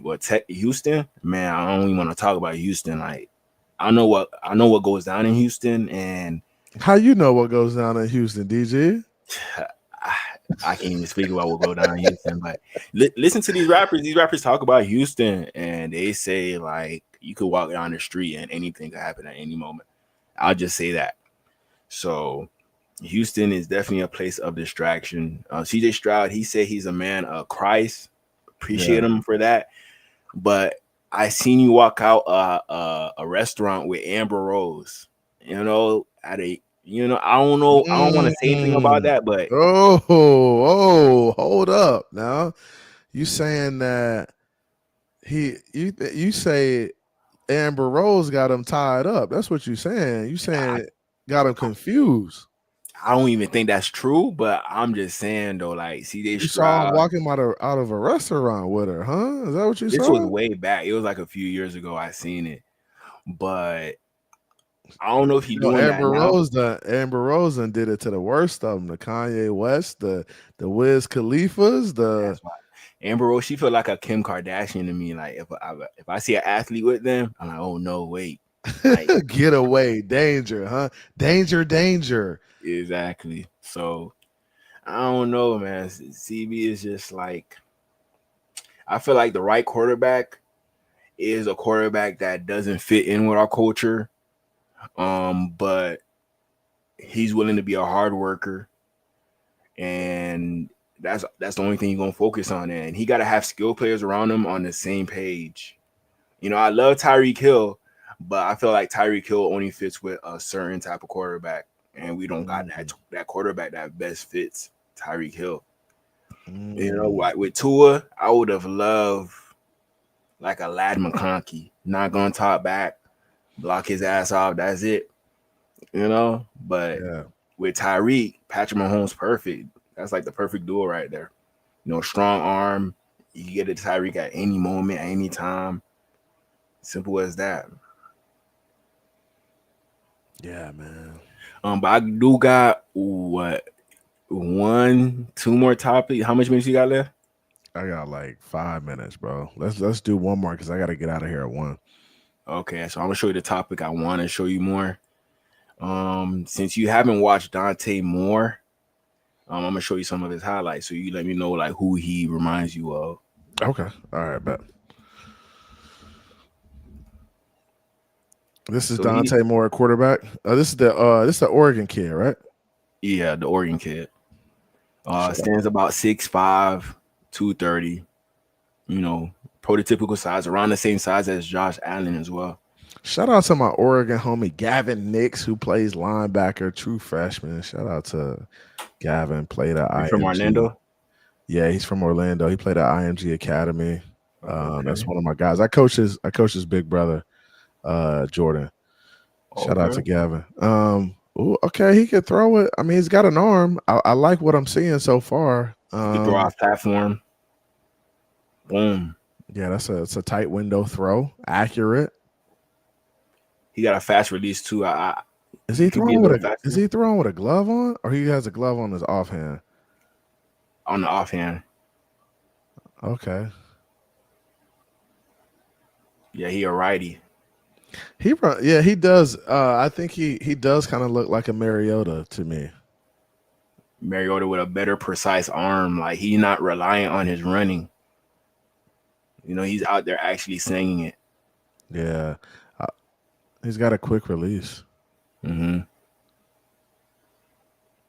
I gotta watch him, man. I mean, I'm liking what I see. This is highlights too. Like I gotta watch a whole game of him and see how he handles adversity and stuff like that. We can't look at just the highlights and say, "Oh, this is the one." We got to look at how he deals with adversity, you know, how he does in late game situations and stuff like that. But he can throw the ball. I mean, he looks like he can make every throw on the field. But I evaluate highlights for upside only. What's your Just so I thoughts can on see. Go ahead. What's your thoughts on Taylor Green? Because I saw somebody mention TDR mentioned that in the chat. I heard he's I heard he's good too, and I want to take a look at Taylor Green. Taylor Green, he's a good quarterback. His head coach used to coach Lamar Jackson, and he's saying that he's the closest thing to Lamar Jackson that he's seen in a while. Okay, all right. And But TDR says watch Oregon versus Penn State today, Moore versus Aller. Okay, that's gonna be yeah, one right there. the battle of Miami Dolphins next quarterback. Whoa! Is that the battle of the next? We It gonna may be. see. Maybe. It may be. It may be. But yeah, man, shout out to everybody in the chat who came through to rock with us. I know this show got a little too eccentric, but I guess that's what's been on people's minds lately is Tua Tagovailoa and his play and his performance. We gotta talk about Monday night a little bit. What's your thoughts about the game Monday night? Do you see the Dolphins winning or do you see us losing? Like, let's get your take on it, and then I want to get your score prediction as well. So, like I told you, CB, it depended on if Tyrod Taylor was playing or not for us to even have a chance to win. But since Justin Fields is playing, I kind of do like the Jets +5 against the Dolphins. That's my spread right there. I think Justin Fields going to take off with his legs. He should be the top runner on the team. And Garrett Wilson, he's going to take advantage of us not having Jalen Ramsey no more. The guy who stopped him last year, he's not in the secondary. And I know that Garrett Wilson, he's a very underrated receiver, so I think he's going to get a big game. Tua, on the other hand, he should be able to take advantage. We've seen Sauce Gardner stop Tyreek Hill before, but we've seen Tyreek Hill get the best of Sauce Gardner before. Yeah. And they don't have DJ Reed no more on the Jets. They have Phins from the Baltimore Ravens, but he was always getting cooked last year. So maybe Tyreek or Waddle has a big game. So there's a chance of this being a high-scoring game. I do believe so. I'm expecting a big game from A-Chain again. Waller, sneaky guy that could get a touchdown in the red zone when we get down there. But I do think the Jets pull it off by +5 just because of Justin Fields. He's gonna take advantage of our defense and what he did to us last time he played the Bears. Damn, DG got us going over. Yeah, 4. He said 0-for-4. I hear you, man. I think the Jets are a good football team. I saw the way they played Tampa Bay last week. They played them tough. They made it difficult on them. I also think there's a lot of parity in the NFL. So I feel like a lot of NFL teams are good teams. It just kind of depends on who shows up that day. We play at home. We play home or away? Home. It's on Monday. So this is a home game in our stadium on Monday night. We usually aren't great in primetime games, but I think the Miami Dolphins fight, and I feel like they come out and get a win on Monday night. We're wearing rivalry uniforms. We have a lot going on in Miami. I think the defense is trying to right the ship. I think the offensive line and the offense are trying to figure it out. And I feel like the Miami Dolphins are going to come in and get a close win. I don't think it's going to be a blowout of any sort. This is a division game. I feel like the defense will get their first turnover in this game. Hey, maybe us winning the turnover differential is enough for us to help us win the game. So I got the Dolphins winning a close one, maybe by 1 field goal or 1 touchdown. And I think it's a game where we score between, 27 to 24 points in that range. So I got the Dolphins winning Monday night versus the New York Paper Planes. And we'll see how it shakes out, bro. We'll see how it shakes out. Yeah, I don't know if the Dolphins is going to win I do not know, but if you think they're gonna win, go ahead. Like Do you if they think they're really gonna want to win? win, You there's think they're two gonna things that win? gotta happen. You think they're gonna lose big? What's Not big, not you- big, but two things gotta happen if they really want to win. okay? What's gotta happen? One thing that gotta happen, defense gotta punch the ball out. The Jets will run the ball. I feel like they'll try to run the ball a lot. If they see the running game is not working, then they're gonna try to pass because they know we got a weak secondary. So Justin Fields running, try to punch that ball out. Braylon Allen, Isaiah Davis, Brees Hall, punch that ball out. And on top of that, use Darren Waller. Use somebody that they don't have film on. You know, the film that they got on Darren Waller is from 2 years ago, 3 years ago. But we might be doing something completely different with him. So use Darren Waller to help you get that first win. And I think the Dolphins could pull it off in a close one. All right. I appreciate it, man. Hey, that's good. Hey, I'm excited about the game Monday night. I don't like the Monday nights. I'm actually gonna be on a cruise. Actually headed to the Bahamas. So, bro, we're gonna have to figure out next week's show. Because I'll be in the Bahamas.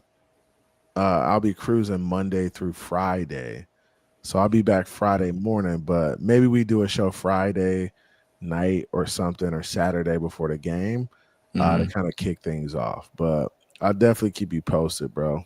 But appreciate everybody coming through, man. This was a good show. I mean, it got a little passionate, when it came to talk about Tua and the team, but I think I think this was a great opportunity for us to just kind of rap about the current state of the Miami Dolphins and where they are right now. So, hey, we appreciate everybody coming through and showing love.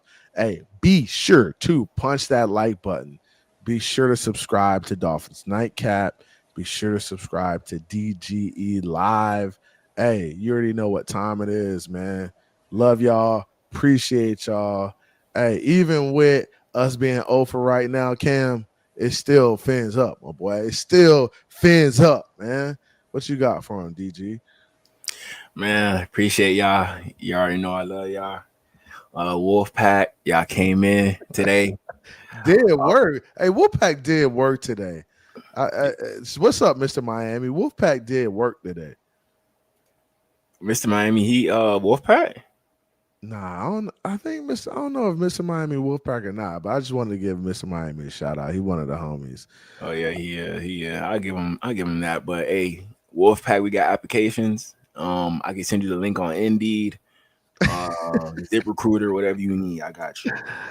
Bro, y'all are hilarious, bro. Shout out to the Wolfpack. Shout out to the Tuineers. Hey, we still rocking, baby. Still time to turn around this season.